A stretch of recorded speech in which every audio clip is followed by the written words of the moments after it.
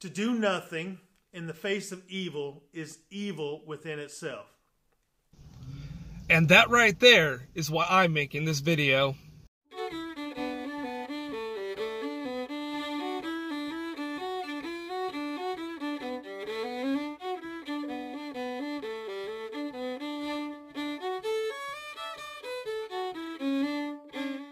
So, last night a video came out, and it's got me really upset,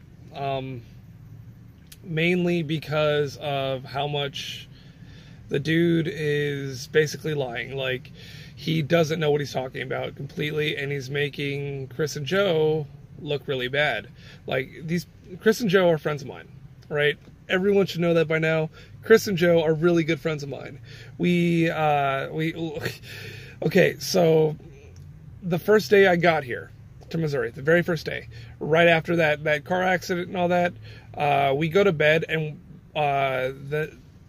let's see, we weren't even here 24 hours, and Chris and Joe were already at our doorstep saying, hey, can we help you unload your vehicle? Okay, since then, we've been over to their house as much as humanly possible. We've eaten dinner together. I can't even count how many times. They call me up when they have a flat tire. Let's see, what else have they called me up for? When their battery died on their car a couple days ago. They had some car trouble, and I had to go help them out. I mean, we hang out a lot. Okay, we help each other a lot. It's not just one way either. Like, they've helped us out with gas and stuff like that. I mean, they're good people, all right. And I wouldn't be defending them if the stuff that this guy was saying was true. Not in the slightest.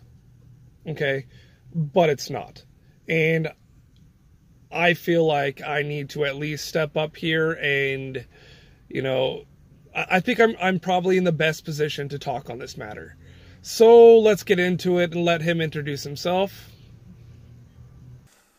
Hello, folks. My name is Tom, if you hadn't been here before. Hi, Tom. Nice to meet you. No, I have not seen your channel before, but I've heard some good things. This is kind of a off-the-wall, spur-of-the-moment video that I wanted to do. Cool. Spur-of-the-moment, off-the-wall type videos can be a lot of fun. I mean, I'm doing one, aren't I? But anyways, right, let's skip ahead and get to the actual meat of the matter. YouTube panhandling, and that's what it is. I have noticed, and it's becoming pretty evident, that it's going to become epidemic, I think, at some point in time, if it's not there already. Oh yeah, man, I completely agree with you. I mean, it's everywhere. I mean, who is it? Nomadic Fanatic, Eric, right? I've known that guy since before he had a YouTube channel, and I suggested to him in Priest Point Park to start a YouTube channel. And he's like, well, does it really make money? I'm like, yeah, dude, after you get to a certain point. And I explained about my YouTube channel and how I was in a car at the time, So yeah, I completely understand that one. But where are you getting to with this one? Because it's quite extensive all across YouTube and other platforms. The product that was put out there, or the video, is titled, I believe, Problems with Rural Country Living. And it is put out by the company, or the producer, YouTube channel of Ozark Off-Grid Family. Yeah, I saw that video. They're good friends of mine, and they live pretty far out there, like almost the middle of nowhere. Right? They have, their nearest town is like over 19 miles away. After that, it's 20, and then 30 something. And yeah, they're quite a ways out there. I mean, whenever they need help or anything with a vehicle, they call me up, and I come out there. I mean, it's a good 45-minute drive or so from my place, but I still come because, that's what friends and neighbors do. And even more than that, right, the city ain't coming out there, right? There's no rural water out to them for them to get power out there. So their house there, that piece of property, I was looking at buying that before they did. They happened to snatch it up literally like a few days before I called. Right? So I almost had that property. Right? I talked to Ed and Homestead Crossing about it. That whole area, they've been cycling through a few of those properties back there for years, because almost no one will come out there and help out in that area. To get electricity out to them will cost almost $13,000 just to get electricity out there, and no one is going to be doing that. There's almost nothing out there at all. The nearest store is a mom and pop store that's open sometimes, and that's like 4 miles down the way. After that, you have to drive all the way to the nearest town, a good 19 miles, and I don't know anyone who's going to be driving 19 miles for some Twinkies and ho-hos. Okay, so yeah, what's the issue with it? I mean, yeah. During this video, she starts out about, she's wanting to do the video to let you know, or other people know out there, if you're thinking about purchasing land or buying property in rural country, setting, that she wants to let you know, and she wants to let you know some issues and problems that they've had, in the course of their adventure of doing this off-grid type living. Yeah, and that's basically what she did. Her entire video is about her experiences with everything that's going on out there. And none of it was taken out of context. Nothing was a lie. Everything is exactly the way it is out there. That was her motivation for doing this video, what she states. I believe that to be untrue. And right here, we're going to have some problems, because I know it's not a lie. Everything she said in that video is true. We talked about it before she made that video. Well, knowing what I know, personally knowing these things, I'm not just speaking off, just the displays or things said within a video without having any personal interaction or knowledge of this couple, Joe and Chris, and their company and their products. What company and products? I mean, yeah, they have a YouTube channel. Well, that's because they are an interesting couple, all right, with multiple kids living off grid, right? And it's about inspiring people. Like, their whole channel is like, hey, I don't know what I'm doing. I'm trying to learn, all right? Let's learn together. That's what it's been. It's been trial and error the whole time. And I mean, I give them props with like their videos on, the experiment of going off grid for a week at home. Literally turning off the power and watching their kids become kids again. I remember as a kid playing games and, using my imagination instead of stuck on some device. That doesn't happen anymore. But when Chris and Joe turned off the power, their kids started playing again. It's not like this money making, money grab thing like you're trying to make it out to be, dude. So I know probably why, with almost 100% certainty, why they wanted that and needed that. And quite frankly, I can sum it up like this. Because they're definitely in fear of potential phone calls being made concerning them and their situation. Well, I mean, it's not like they're doing anything illegal whatsoever. They have their kids in completely adequate housing, like more than adequate housing, more than what my sisters and I have had. I mean, we've had me, my wife, and my little sisters in a, 12 by 8 cabin for months. I mean, Chris and Joe have it pretty nice with their kids. They've gone so far with their kids. They've gone from Joe losing his job with the railway, all right, to buying property with like his mom's property and moving on to it, and then wanting more acreage. They moved to Oklahoma, and it getting a little bit too hot out there and not having power and all that. So they came back up to southern Missouri where they can have more acreage. I mean, all this makes sense. I mean, there's nothing fishy here at all. And they've gotten better and better housing each time. Everything's just getting better and better for them. I mean, if you look at it like that, they went from Joe losing a job to now they own multiple acres with a decent cabin, and they're able to provide for their family without much help from anyone. They don't even get food stamps.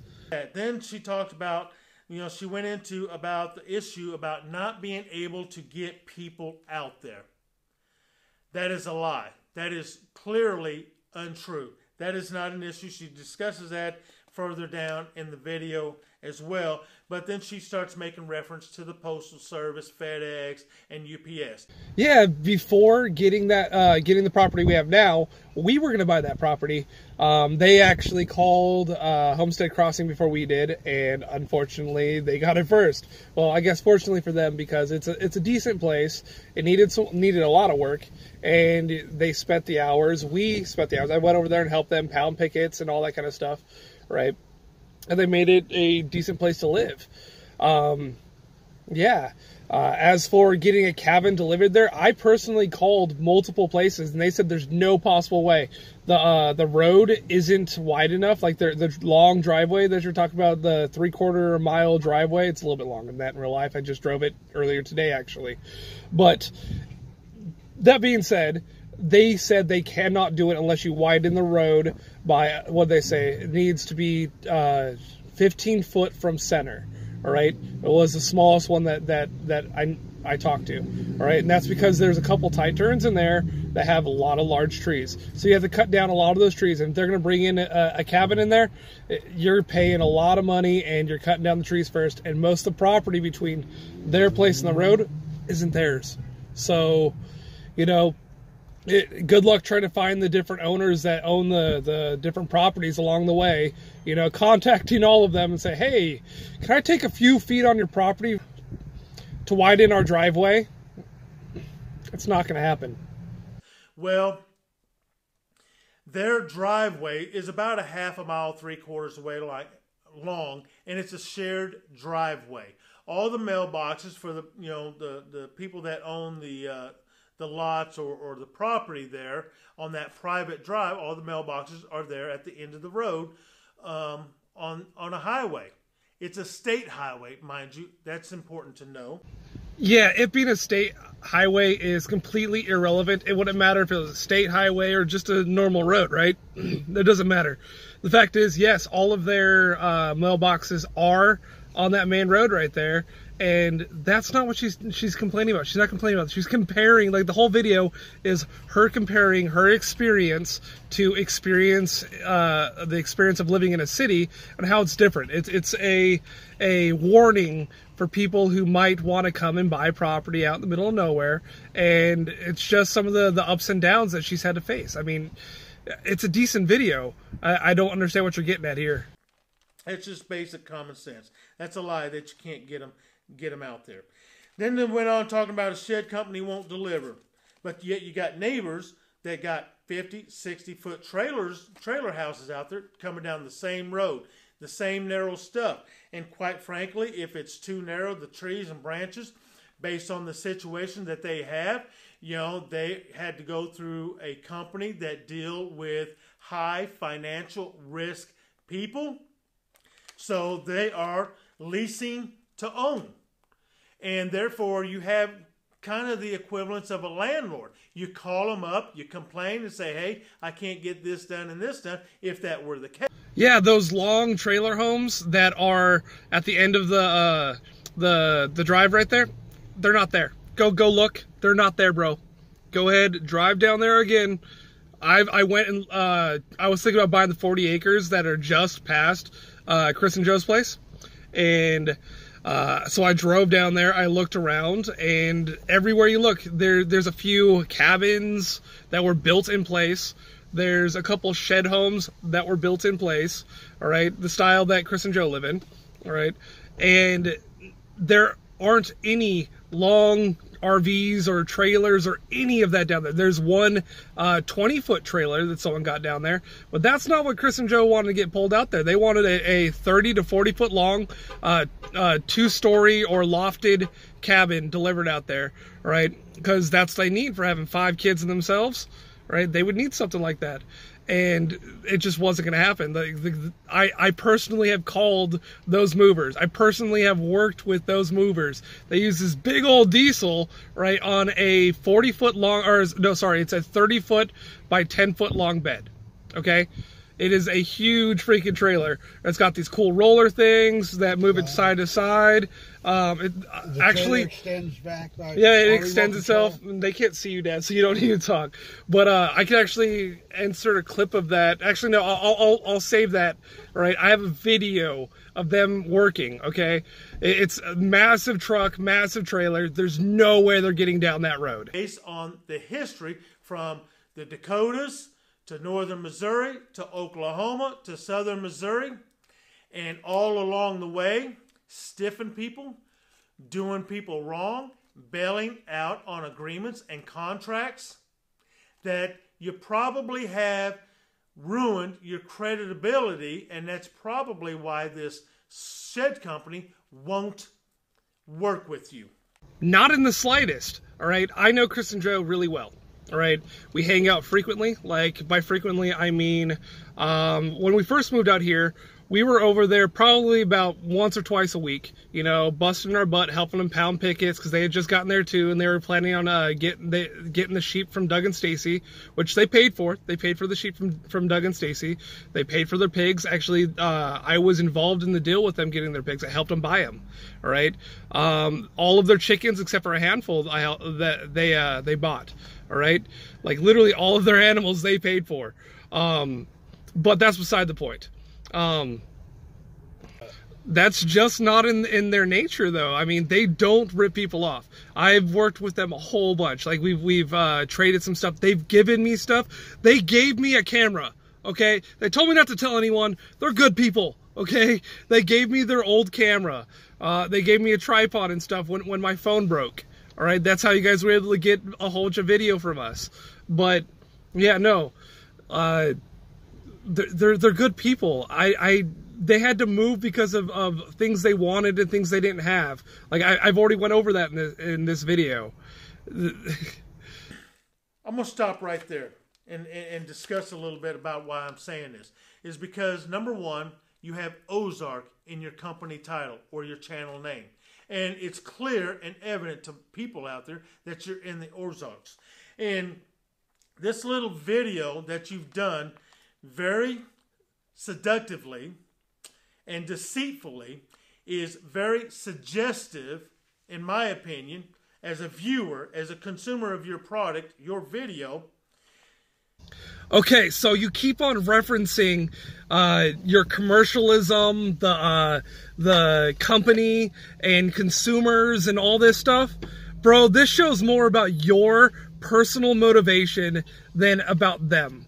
All right, seriously, I don't know Chris and Joe to ask for handouts. I've never heard them ask for anything. Anytime I come out to help them at all, they're like, "Can I pay for your gas? Can I help you, please?" All right, every single time. Okay, I do know a little bit about your personal history, though, asking for a little bit of help. And Joe said, "I can't do it directly at the time that you want, but I could be there in a few hours." Right, he was like, "I have car trouble right now. I can't make it at that time." All right, and then immediately after, a couple days later, her car broke down.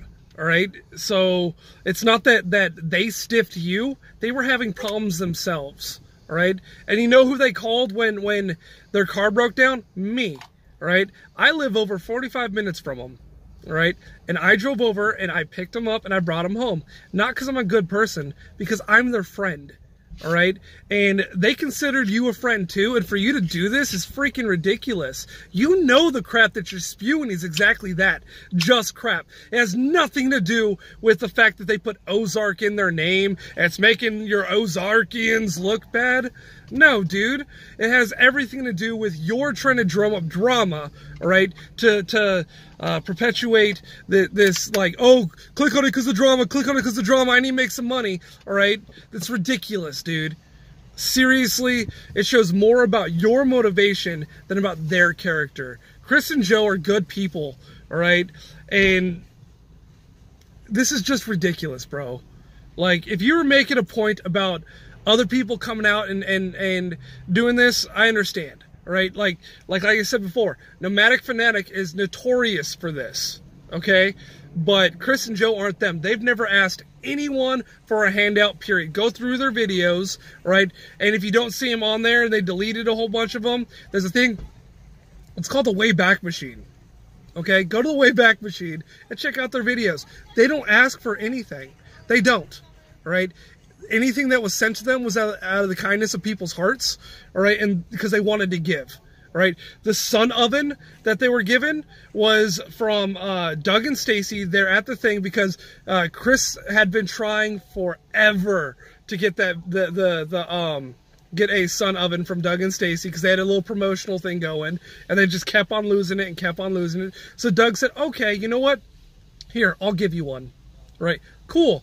Awesome, good deal. The animals, none of their animals were free except for like a handful of chickens. I was there when he picked them up, right? The rest of them he purchased, and I was right there when he purchased the pigs and all that kind of stuff. Okay, the only animal on their property died. Oh, sorry, there's a couple of them. All right, the pregnant. One of their sheeps were pregnant and its baby. All right, they both got sick and died. That happens. All right, animals die. All right, their bull Coco. All right, he passed on because he got bloat. All right, that happens.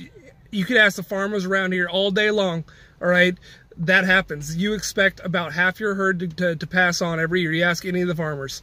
All right, at least that's what my neighbors say, and they've been doing it for generations. So there's that. As for any of their other animals dying, they haven't, unless we slaughtered them. And I was there for that too. I actually got some of one of their lambs. All right, it's delicious, by the way. Yeah, no, the chickens that they got for free were from what's his name? Actually, he's one of your commenters in the video that you made. All right, I'm not gonna say which one it was, but it's one of your commenters, and yeah, no, he was packing up his homestead. He was done. He needed someone to come take the animals. He's like, here, they're free. So that happened. But yeah, I'm done with your video, right? Because this is where you stop. This is where I'm going to stop, right? The rest of the crap that you spew is just that crap. All right, if anyone else wants to go back through and watch his video, go for it. It's 40 minutes long of him rambling. It's crap, right? Chris and Joe are good people. They're straight up good people. And to drum up drama and to attack them like this is ridiculous, especially when I know for a fact that anytime anyone that I know of who's asked for their help, they've came over and done it instantly. Right? Like I said, when I first moved here, they were the first people I met in Missouri. They were helping me out. That's it, you guys. I'm done this time. I'll see you later. Hi, Tom. Nice to meet you. No, I have not seen your channel before, but I've heard some good things.